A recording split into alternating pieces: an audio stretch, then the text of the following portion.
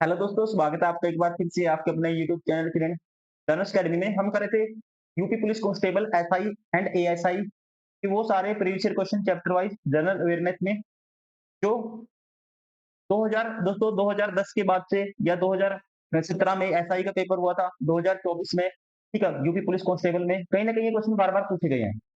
यहाँ से आपको एग्जाम का पैटर्न भी पता लगेगा और साथ ही साथ आपको दोस्तों इस टाइप के क्वेश्चन आपको एग्जाम में भी देखने को मिल सकते हैं। तो चलिए अभी स्टार्ट करते हैं।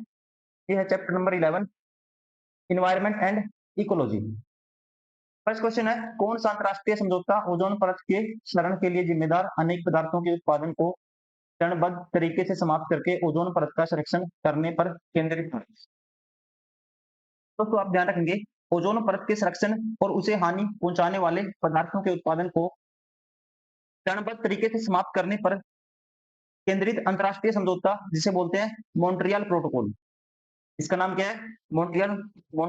Montreal protocol. यह समझौता विशेष रूप से क्लोरोकार्बन जैसे कि ओजोन, इन सभी पदार्थों को कंट्रोल करने के लिए किया गया था, ठीक है, जो हानिकारक हो सकते हैं। राइट आंसर होगा ऑप्शन 4। इस समझौते का नाम क्या था? Montreal protocol. Question number 2, green house gas क्या है? ग्रीन हाउस गैसें दोस्तों वो गैसें होती हैं जो पृथ्वी के वायुमंडल में इंफ्रारेड रेडिएशन, जो गर्मी का कारण होती है, ठीक है, उनको अवशोषित मतलब एब्जॉर्ब करती हैं, उत्सर्जित करती हैं, इसे हम कहते हैं ग्रीन हाउस इफेक्ट, जिससे तापमान, टेम्परेचर इंक्रीज होता है, पृथ्वी का तापमान इंक्रीज होता है।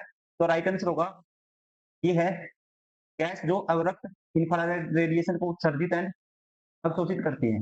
Option second is correct. Question number 3, green finance किस तरह से सतत विकास का समर्थन करता है? ये समर्थन करता है, ध्यान रखेंगे कैसे, पर्यावरण के अनुकूल परियोजनाओं के लिए वित्तीय संसाधन, मतलब कि जो पैसे से रिलेटेड जो भी संसाधन है उनको उपलब्ध कराकर। राइट आंसर होगा ऑप्शन 4। क्वेश्चन नंबर 4, निम्नलिखित विकल्पों में से कौन सा देश जैव विविधता में समृद्ध है? जैव विविधता का मतलब है बायोडाइवर्सिटी। कौन से देश में सबसे ज्यादा पाई जाती है ये आपको बताना है। तो इनमें से अकॉर्डिंग टू गिवन ऑप्शन ये है पेरू। पेरू में दोस्तों ध्यान रखेंगे बड़ी संख्या में पौधों और जानवरों की प्रजातियां पाई जाती है। राइट आंसर होगा option 3। Question number 5, dash carbon dioxide या ग्रीन हाउस गैसों के उत्सर्जन में एक कमी होती है जो कि कहीं और किए गए उत्सर्जन की भरपाई के लिए की जाती है। तो यहाँ पे ध्यान रखेंगे राइट आंसर होगा इसका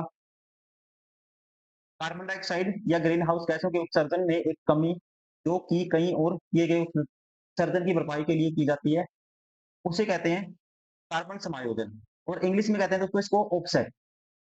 क्या बोलते हैं? Offset. Right answer of option second. Question number 6, प्राकृतिक स्थलीय पारिस्थितिक पारिस्थितिक तंत्र का उदाहरण निम्नलिखित में से कौन सा है? देखिए पहला है जल जीवशाला। जल जीवशाला मतलब कि दोस्तों इंग्लिश में बोलेंगे इसको एक्वेरियम। ये क्या है? एक मानव निर्मित पारिस्थितिक तंत्र बनाया जाता है जो मैन मेड है, ये प्राकृतिक नहीं है। एक्वेरियम प्राकृतिक नहीं है। सेकंड, झील। दोस्तों झील प्राकृतिक पारिस्थितिक तंत्र है, लेकिन ये जलीय है, इसमें जल पाएगा ना कि सतल, तो इसलिए ये भी ऑप्शन बार हो गया। ठीक है, ये जलीय है ना कि सतलीय है। आपको बताना है सतलीय है। महासागर दोस्तों ये भी नहीं है, ये भी जलीय पारिस्थितिक तंत्र में आएगा। घास सतल किस में आएगा दोस्तों? ध्यान रखेंगे, घास तल एक प्राकृतिक सतलीय पारिस्थितिक तंत्र का उदाहरण है जिसमें मुख्य रूप से घास, झाड़ियां और कुछ बिखरे हुए पेड़ पाए जाते हैं। Right answer of option 3। Question number 7, निम्नलिखित में से जैव मंडल नीचे के किस क्षेत्र में मानव हस्तक्षेप पूर्ण प्रतिबंधित है? से क्या कहेंगे ये आपको बताना है। ये है इंग्लिश में बोलते हैं इसको कोर जोन, कोड क्षेत्र, हिंदी बोले कोड क्षेत्र। ध्यान रखेंगे ये बायोस्फीयर रिजर्व का सबसे आंतरिक और सुरक्षित क्षेत्र होता है जहाँ मानव गतिविधियों का अपने आप में पूर्ण क्या है, मानव गतिविधियों पर पूरा प्रतिबंध है, ताकि प्राकृतिक पारिस्थितिक तंत्र और वन्य जीवों को संरक्षित किया जा सके, उनको बचाया जा सके। तो यहाँ पे बैन है मानव का, इंसान का इंटरफेरेंस, यहाँ पे बैन है। राइट आंसर होगा ऑप्शन थर्ड, दैट इज क्रोड क्षेत्र। इंग्लिश में बोलेंगे इसको core zone. Question number 8, Bharat में पूरी तरह से जैविक कृषि अपनाने वाला प्रथम राज्य कौन सा है? तो ध्यान रखेंगे, भारत में पूरी तरह से जैविक कृषि अपनाने वाला प्रथम राज्य था, ये था Sikkim. Right answer option first. Question number 9, पर्यावरण संरक्षण से संबंधित मामलों के प्रभावी और त्वरित निपटान के लिए कौन सा प्राधिकरण स्थापित किया गया था? इसके लिए स्थापित किया गया था, ध्यान रखेंगे आप, इसके लिए स्थापित किया था पर्यावरण संरक्षण और वनों तथा अन्य प्राकृतिक संसाधनों के संरक्षण से संबंधित मामलों में या मामलों के प्रभावी और त्वरित निपटान के लिए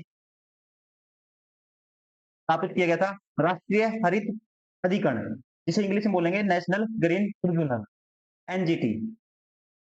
राइट आंसर होगा ऑप्शन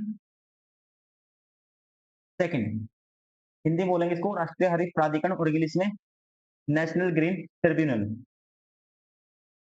क्वेश्चन नंबर 10, निम्नलिखित में से किस संगठन ने वैश्विक जलवायु स्थिति की report state of global climate report 2020 प्रकाशित की है?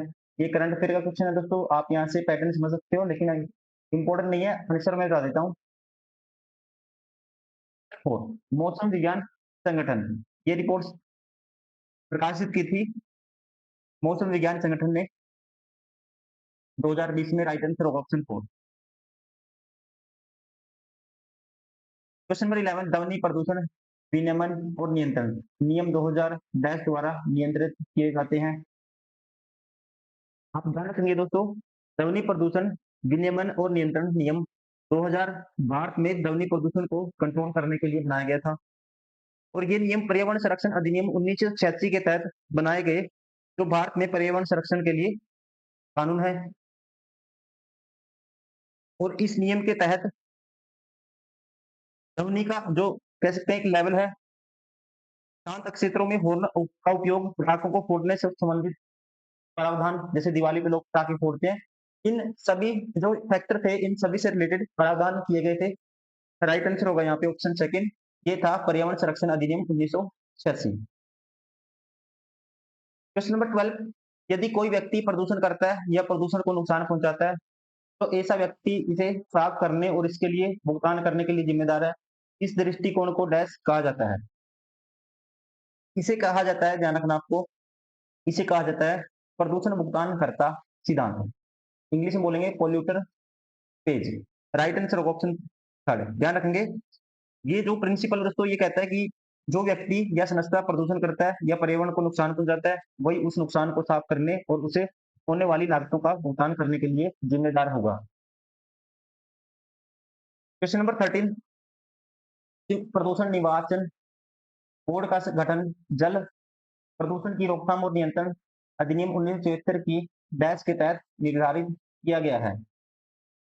यहाँ पे राइट आंसर होगा इसका, ये किया गया अधिनियम 1974 की धारा 13 के तहत निर्धारित इसको किया गया है।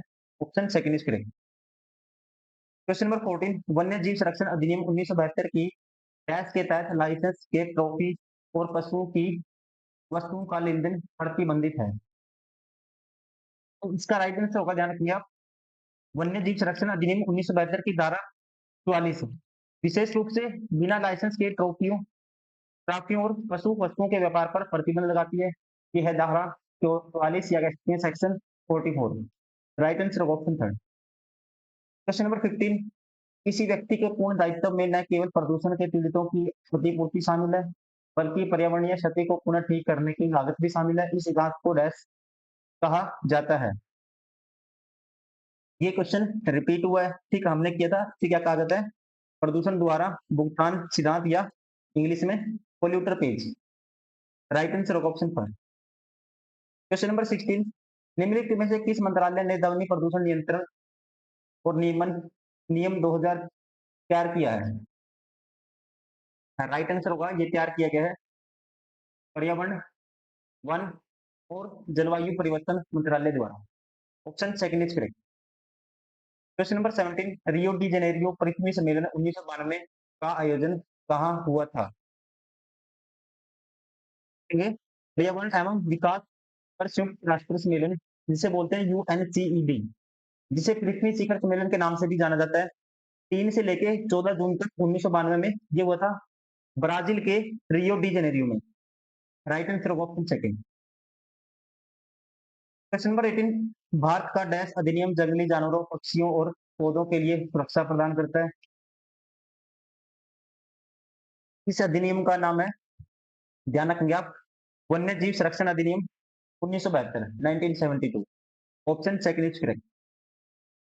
19, विश्व में अभिज्ञान जैव विविधता संवेदनशील शटल की संख्या डैश के बीच है। तो दोस्तों ध्यान रखेंगे, जैव विविधता संवेदनशील शटल, जिसे इंग्लिश में कहते हैं बायोडायवर्सिटी हॉटस्पॉट है, ऐसे क्षेत्र में जहाँ जैव विविधता बहुत अधिक होती है, मानवीय गतिविधियों के कारण क्या होते हैं, खतरे में होते हैं।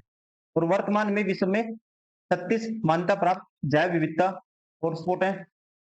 तो कह सकते हैं किसके बीच में है, 31 से 40। संख्या कितनी है, 36। राइट आंसर होगा ऑप्शन डी।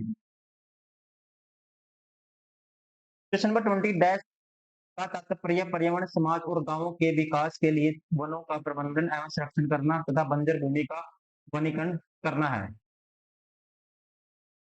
तो ये तात्पर्य है, ध्यान रखना आपको, पर्यावरण, समाज और गांव के विकास के लिए वनों का प्रबंधन एवं संरक्षण करना तथा बंजर भूमि का वनीकरण करना। सामाजिक वानिकी का तात्पर्य है। Right answer of option third, सामाजिक वानिकी।